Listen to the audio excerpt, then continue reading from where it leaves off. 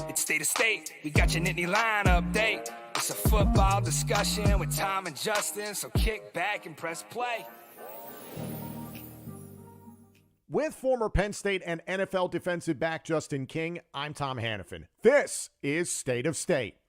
This podcast is presented by BetOnline. The college football playoff has concluded, but the NFL playoffs are about to begin. Plus, the NBA, the NHL, combat sports, and more are in full swing. BetOnline has all the up-to-the-second odds, news, and info. Head to BetOnline today and remember to use our promo code BELIEVE, that's BLEAV, for a 50% welcome bonus on your first deposit. State of State is presented by BetOnline, where the game starts. Also, State of State is a proud supporter of Blue White Outfitters. Blue White Outfitters was created as a retail shop meant to highlight the confidence, competitiveness, and fearlessness of the elite athletes found throughout the history of Penn State University. Check out their Lockdown U and Lawn Boys merchandise today.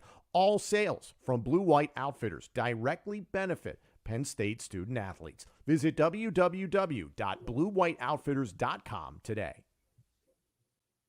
Ladies and gentlemen, welcome to State of State. We all bow to the altar of Terry Smith because Lockdown U is struck again, this time in the transfer portal. In one day, Penn State has landed two cornerbacks in the transfer portal. One is a former five-star recruit in Georgia defensive back A.J. Harris, who has only played one season, a true freshman, 7 games at the University of Georgia this past season. The other is Florida cornerback Jalen Kimber, who has played 2 seasons, ironically, between Georgia and Florida and has 2 more years of eligibility. This is a huge day for Penn State football rolling into 2024. Justin, I am thrilled that we do this show with you because you actually had a hand in recruiting Jalen Kimber once upon a time. So I want to start with Kimber and we'll get to Harris here in a minute. What do you think about Kimber overall? Overall, he was a playmaking type of DB. I remember he was one of the last defensive backs that I extended a scholarship offer or presented to the defensive staff before I left and went to the XFL. But the one thing that I remember, he was a young guy at the time. So we offered him early. It was a talent that you could see. And I want to say we were probably his 3rd or 4th offer at Penn State. So he was like an early identification type of prospect, but he had the traits, right? He moved well, he moved efficient, had length, and he made plays on the ball and finished plays. So, I mean, he ended up going to Georgia, and whatever happened there, transitioned to Florida, as we see in this new college landscape, found his home back at Penn State. But again, he was a player that I was always fond of from his skill set and productivity on the field. There's some consistency here with what Penn State is doing this go round in the transfer portal. Familiarity with Julian Fleming, familiarity with Nolan Rucci. Same thing with A.J. Harris. We'll get to that in a moment, but the same thing with Jalen Kimber. Does that familiarity with Kimber breed results? We're going to have to find out. But looking at the corner position altogether for Penn State, you've got 5 guys currently on the roster before these transfers happen that are listed at cornerback: Cam Miller, Zion Tracy, Elliott Washington II, Lamont Payne, and Audavian Collins, who was a transfer from Mississippi State last season. Collins looks to be somebody that they're molding for the future. Looking at Kimber, is he a plug-and-play starter the second he walks in the building? Just knowing my pop's personality from a coaching standpoint, it's always compete and earn your spot. So I don't know if he's I think he has the ability to be a plug and play, that type of guy that's played in 2 different SEC programs and step in and play. I think he definitely has the skill set, but I know that that's not a case where somebody's a shoe-in. Even for A.J. Harris, I mean, we'll get to it. 5-star recruit, I thought was, like highly up coming out of high school as well. Physical, fast, big, good football instincts as a football player. But, he's had limited reps at Georgia. So it's going to be interesting to see how these guys come in and get a chance to compete. But I think it's a definite step up in the talent acquisition lane for the Penn State defensive back room. Lockdown U. So obviously no one's going to be handed a starting spot. Storm Duck learned that the hard way. But when you look at the overall ability of Kimber versus the existing field of Penn State corners, do you expect him to be a starter eventually? I love how you reframe that. That's some good broadcasting interviews. Them words good, Yeah, there you get them right. So with that being the case, he does have the ability or the skill set that you would think he would be one of the starting corners by the time the season starts. So, I mean, guys that are internally in that room, man, come ready to compete. This is like a new dynamic that's very interesting that you don't really get to experience until you get to the NFL, where it's like, oh, you see this vet, him and the organization are arguing about a contract. He leaves. You're like, yes, I'm ready. I'm stepping in. It's my time to go. And then next thing you know, somebody's coming in with their, no pun intended, a Louis duffel bag. And it's like, hey, I'm the starting corner now. Yeah, well, bring your Louis. Yeah, that's a big thing now. But now in college football, it's happening. So players, guys that are on the roster, keep sharpening because talent acquisition is never stopping. No, it's not. Looking at Kimber's stat lines altogether, again, started it at Georgia in 2020. So he's got 2 years remaining of eligibility due to the COVID season. 2 years at Georgia, limited reps altogether. And then he gets to the University of Florida and really has a substantial amount of playing time. Overall, 39 total tackles in 4 seasons, which I wouldn't necessarily freak out about if I was anybody being like, hey, that number should be higher. 6 passes defense. Again, really started to get significant reps at the University of Florida this past season, and just 1 interception that came in 2022. So the stat lines, you and I talk about this all the time. Don't get hung up on stats. It's a case-by-case basis. The really positive thing I think about this guy is that he's got experience in the SEC, experience against top-end speed, considering the way the Big Ten is going to change next year with Washington, USC, UCLA, and Oregon arriving. You're going to need somebody who can hang with that type of speed. I like him getting added to this room. And I don't mean him getting added to this room and an assumed starter at some point is a snub to any of the guys Penn State has right now. I genuinely think and hope Cam Miller is that number 2 or maybe even the number 1 corner. We have to see where things go. And you said it before when we got on the heels of the Peach Bowl, is that what can happen between a bowl game and next September can be significant. And I think hopefully, and you would know better than I, that is the hope specifically for Cam Miller in the building.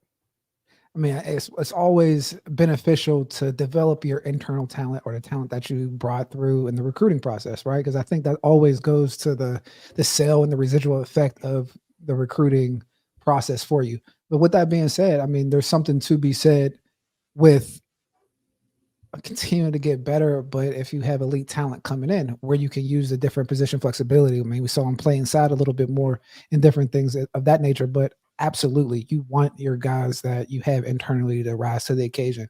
I mean, there's some younger guys too, like Zion Tracy or King Mack, the safeties and different, like, because even AJ Harris, he's coming in as a corner, but he has position flexibility to be able to move inside and play that star position, and that sometimes takes away a safety person that's playing that role because he's extremely physical, has great football instincts, and has some like premier safety qualities along with playing corner. So that nice hybrid type of defensive back that you see coming in. So with that, I mean, you have long, good football players in the back end, and with that creates mismatches on the offense. So I think the more you collect that type of talent is imperative, but it's also imperative for the internal talent to continue to rise and get better.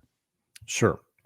Before we go any further, we're going to talk about AJ Harris here in just a moment, but thank you all for tuning in live. Like, comment, subscribe, turn on notifications, rate us, follow us on social media, X, Instagram, and TikTok at State of State Pod. If you got a comment or question, hop in the comment section. I see a few already. We're going to get to them.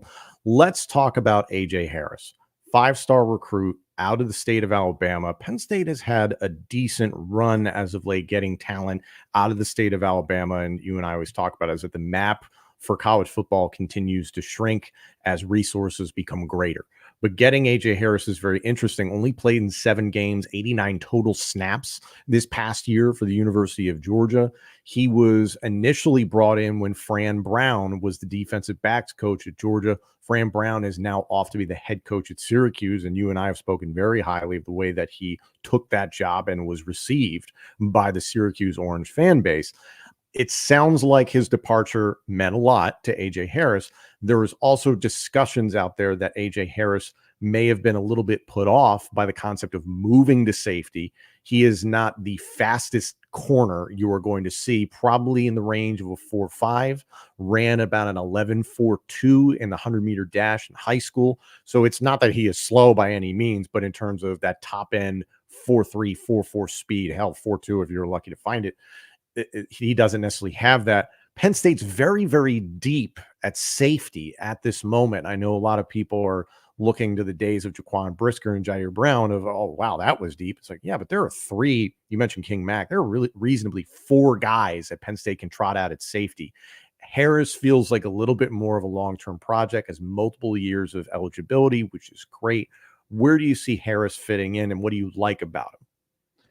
Where do I see Harris fitting in? I see him fitting in somewhere in the starting rotation, whether it is at that nickel position or even moving outside. Like you said, that speed deficiency, or I'll call that speed deficiency, is a issue. I know that's an issue internally. I know they collect speed. I know how my dad looks at corners. It's like speed. But the one thing that I have seen about him, he has a good feel for the football game. Like, he's extremely physical, breaks on balls. He's a very efficient football player from the defensive back standpoint. So I would see him coming in and, like, as a playmaker on the defensive side. I don't know if it's a nickel spot or the corner position, but there's a maturation process where, I might not want to play safety or things of that nature at this spot, but then you start seeing success when you're put in the right situation, with the right expectations, and you have a different outcome. So, I mean, I think him within Tom Allen's defense, are extremely aggressive, physical type of coach. He seems to fit within that culture. So, I mean, that's what I like about him, and I think that's where I see him fitting that. Eli here in the comment section, kind of on the tail of what you were saying there. Who starts? Wait and see. I think there's high-end potential with Kimber, especially. Harris, it's going to be much more of wait and see. He only has played one season of college football. He is a true freshman, so he is developing to do. But the question here, I think, is interesting. What is Tom Allen's scheme? So what do you expect from Tom Allen in 2024? To be honest with you, I think Tom Allen's going to have to adapt a little bit to Penn State's scheme, because, I mean, at the end of the day, even last year when Manny Diaz came, the staff was still intact.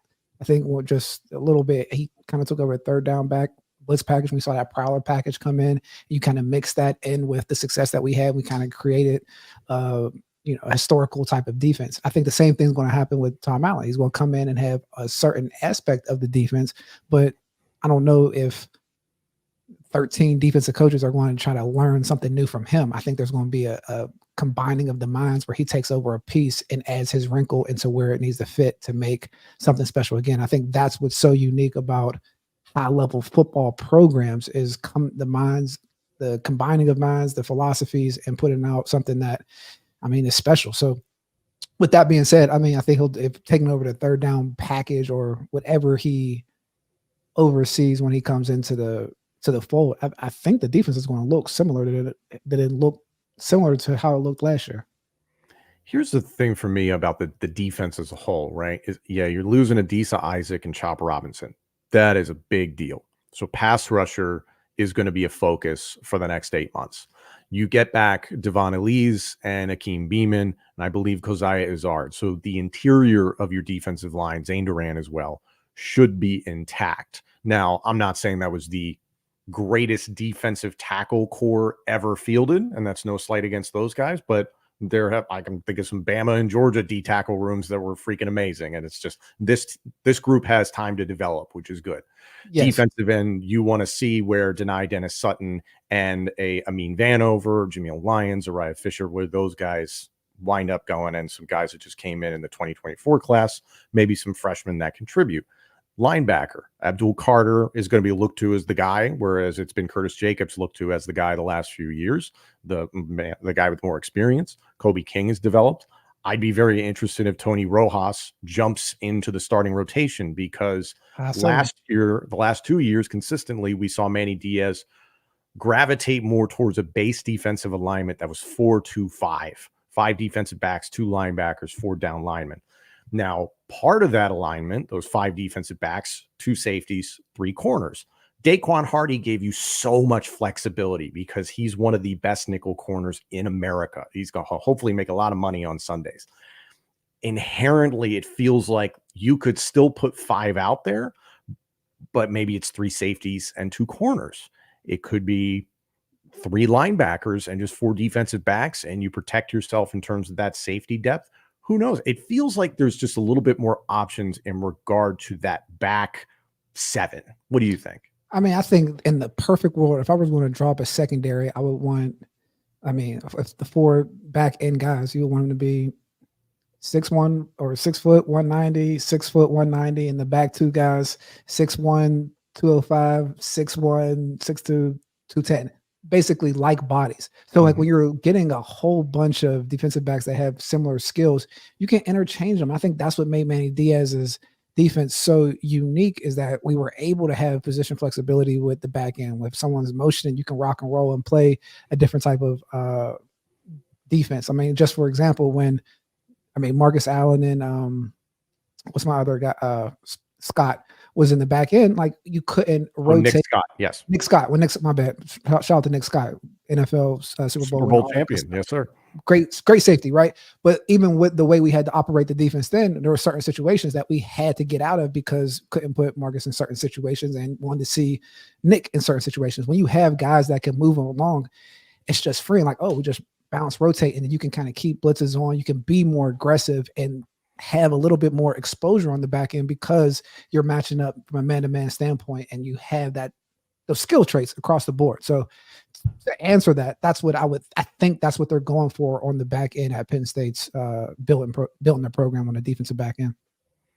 Staying on the corners here, and I do want to get to the rest of the defense here in a bit, but you add Kimber and you add Harris. It feels like the buzz around them is that similar feeling that we have been wrapping our heads around in regard to Julian Fleming. Ooh, coming from a big brand school, he must be good. So it's like, Georgia defensive back, and you get a Florida defensive back, and the Georgia guy was a 5-star recruit, and people start freaking out about the stars and stuff. I get that, but I come back to everybody chill. Everybody just relax. Let's not forget Jalen Kimber. I forgot to mention this. Jalen Kimber was initially committed to Louisville and flipped to Penn State. So credit to Terry Smith for pulling that one out of the proverbial fire. But it's fans, I think, get so hung up on the fact, Justin, that he was at this school, so he must be this.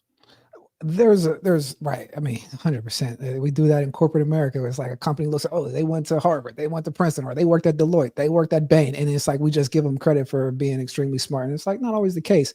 But with that, when someone's coming in, I think the comfortability or just that ease that I feel is that I understand Coach Smith's coaching philosophy, and he has evidence of impact of developing DBs, right? So the last 6 years, he's put 6 NFL DBs, 6 guys into the NFL. So when you look at those type of, again, evidence of impact of what you're able to do, I kind of chill a little bit on what's going to happen, because the thing about defensive back is, coaching matters across the board, but there's a level of how you're coached at defensive back that really makes a change, whether it's from a confidence standpoint, whether it's from how to cover certain routes, whether it's from a confidence first or a fear first, right? You may have a coach that say, hey, watch out for a double move, watch out for this, and never really give you instances of when you can be aggressive and attack. And that's from coach to coach, whether it's the program and like their record and how they have to play with their offense, whether it can be so many different aspects. And I think what we've seen at Penn State is elite coaching from Coach Terry Smith and elite talent acquisition from the standpoint of finding defensive backs with the right traits and skill sets and develop them to their max. No one was really checking for Joey Porter when he was coming out of high school, right? Like Kalen King. He was another guy that was a 4-star. Him, Will Johnson out of Michigan were coming out around the same time. And just seeing how these guys are able to develop is something to really pay.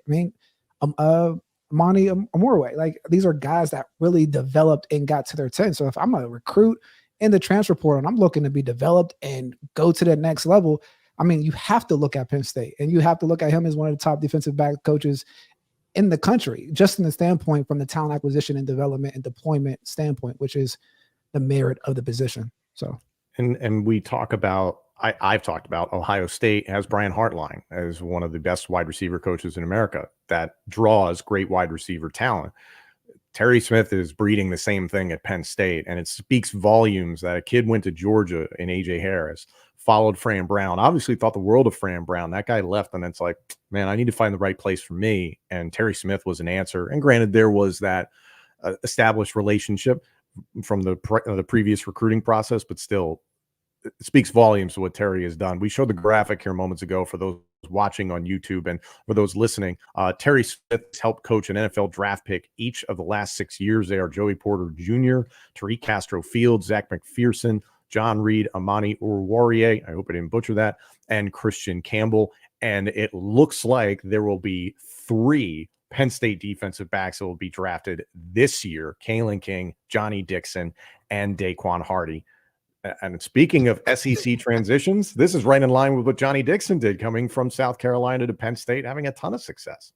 Absolutely. I mean, you just gave just wrote the dissertation on it, because that's really what it is. Like, because even all those guys, when you look at them coming out of high school, none of them they didn't all have 5-star talent. Like, Monty was a little slower. John Reed, you would say, would be undersized. We didn't know, no one knew what Joey Porter was going to be. I mean, Christian Campbell's a 3-star out of Phoenix, Alabama, and you just kind of see the maximizing of talent. So now when you start getting the tools, and we like to say, like, you're building furniture, like now you get the mahogany wood, and now you can really like put some things together. I really believe that is what we're seeing. And it's a position that people don't always pay attention to. So now that we're seeing it in the track record that Penn State has, like, since he's been here, this has been the best run of defensive backs in the history of Penn State.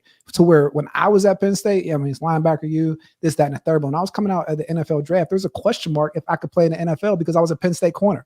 So like the branding of even from the NFL talent acquisition was negative. And now it's a spot to be like, oh, these DBs are going to come in ready to play. Look at Joey Porter's rookie year with the Pittsburgh Steelers, one of the top performing NFL DBs across the board, let alone being a rookie.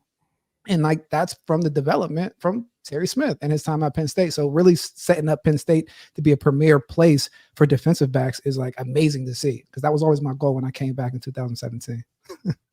To Joey Porter Jr.'s credit, they don't give that number 24 away in Pittsburgh for anybody. Ike Taylor wore that thing for years. That means a lot in the Steel City. That's important. Preps.com hopping in here. Lockdown, absolutely. Lockdown you. This is a big day. Joe hopping in the comment section here. Big portal wins. Will these 2 commitments today start this season? We were answering that a little bit before. It's way too early to tell if these are going to start. I think there's probably a greater potential for Kimber to start than Harris, but I wouldn't be shocked if both these guys saw substantial playing time this season, because now you fortunately have 7 cornerbacks on the roster and can compete for those at least 2 starting spots, but you're going to need that nickel package, that dime package. And I talked about it, safety, Justin, is that you've got KJ Winston, who had a wonderful rookie campaign. Add in Jalen Reed with a lot of experience now, Zakee Wheatley with a lot of experience.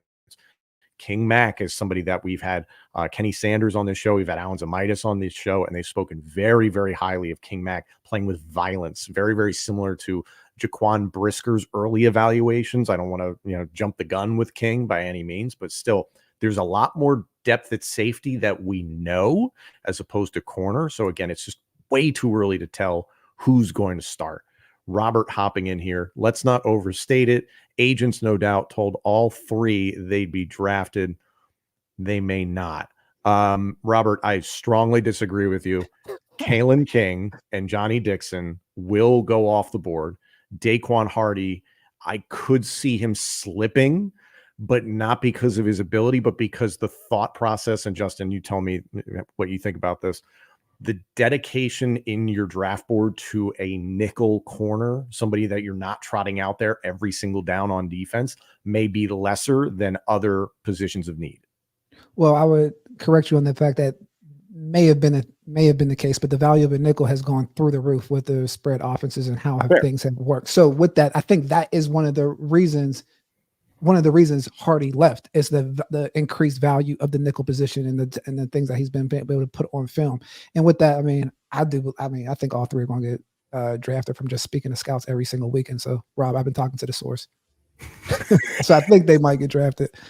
But, all 3, I would be. I would genuinely be shocked if all 3 of them did not get drafted. And if it was like one of them didn't get drafted, I would be pretty shocked.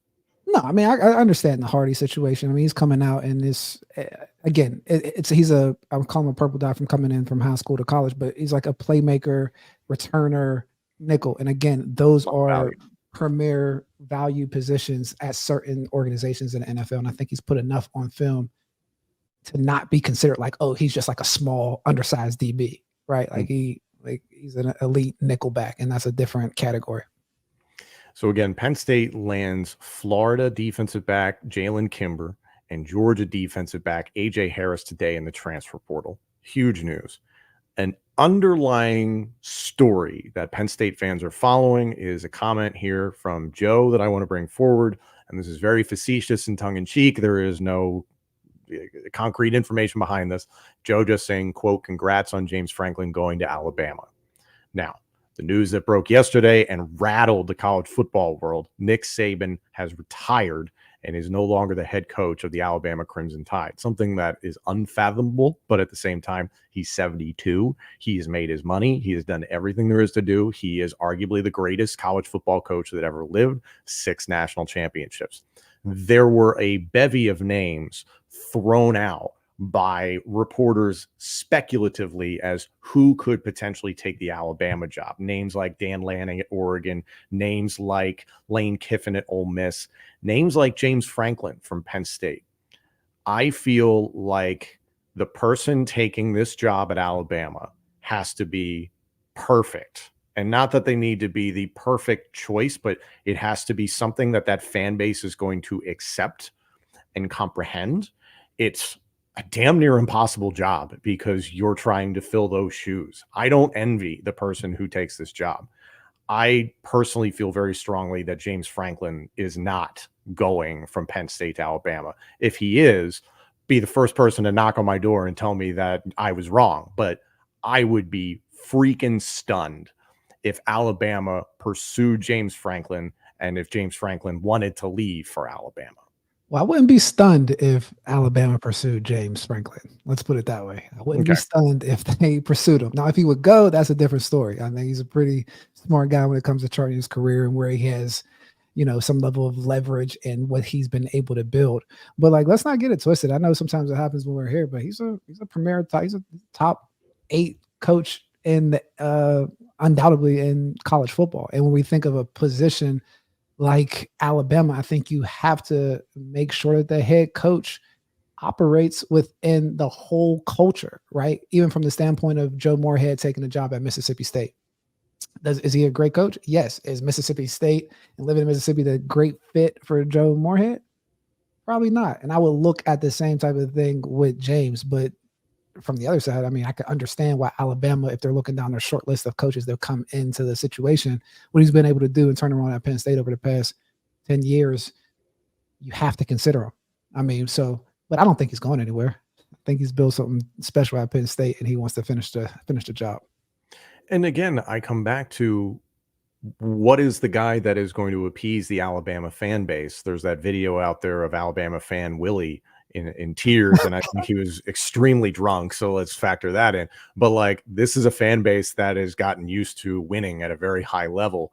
Nothing against James Franklin, but in 10 years, 1 Big Ten title, a lot of 11 and 10 win seasons, but has not gotten over the hump. I think that would upset Alabama fans. They would be like, now you could point towards his experience in the SEC, had success at Vanderbilt. Those are not even the same world, Alabama and Vanderbilt within the SEC. Let's say that.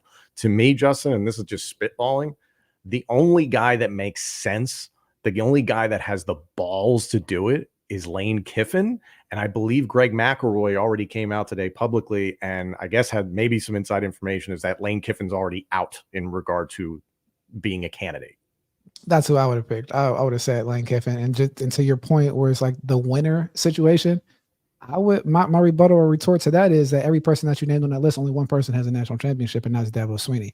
I mean, so from that standpoint, I think all coaches are losers then. If we hold that standard of if you don't win a national championship, we just got to know Jim Harbaugh, he never beat Urban Meyer. You know what I mean? So when we think of winning, it becomes relative until you see that thing through. Because now Jim Harbaugh's he's going to be considered one of the top coaches in college football or coaching in general. But just 3 years ago, we were talking about, is it too big for him? Is it the right fit and all these different things? So I guess I'm saying that to say is the winning is relative. I mean, to be honest, because I've seen different records get portrayed or storytelling behind different lesser records hyped up a little bit differently than even James. And so I think the winning thing is is interesting in college sports because every fan base has a different requirement of winning. Like Texas A&M, like they want to win a national championship, but they'll probably never win more than 9 to 10 games. Like they are who they are, just based on everything else. So it's like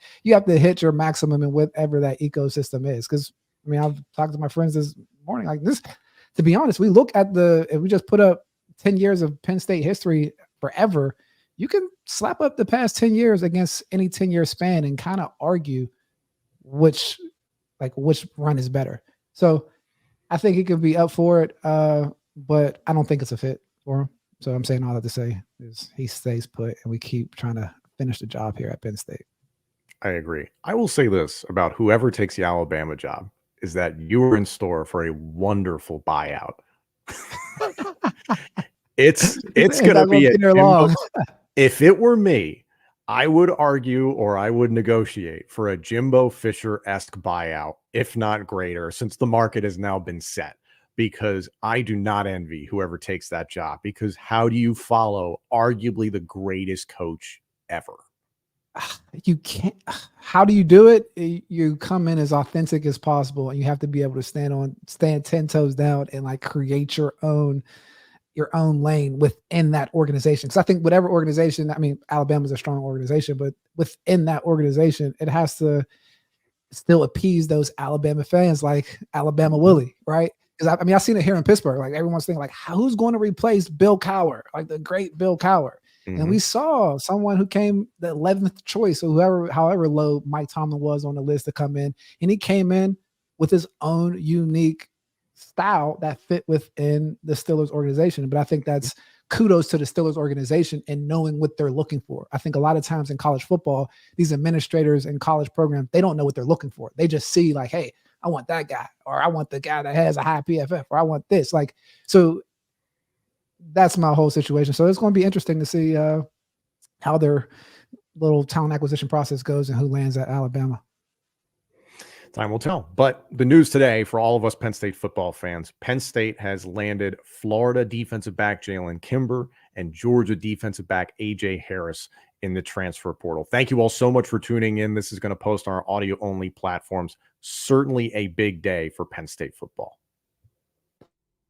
Thank you all so much for joining us. This episode and our entire library of shows is available now on YouTube, Apple Podcasts, Spotify, Google Podcasts, and wherever else you get your podcasts. Also, let us know what you think of the show on social media and check out all of our content on X, Instagram, and TikTok. Search for the handle @StateOfStatePod. State of State is presented by Bet Online and by Blue White Outfitters.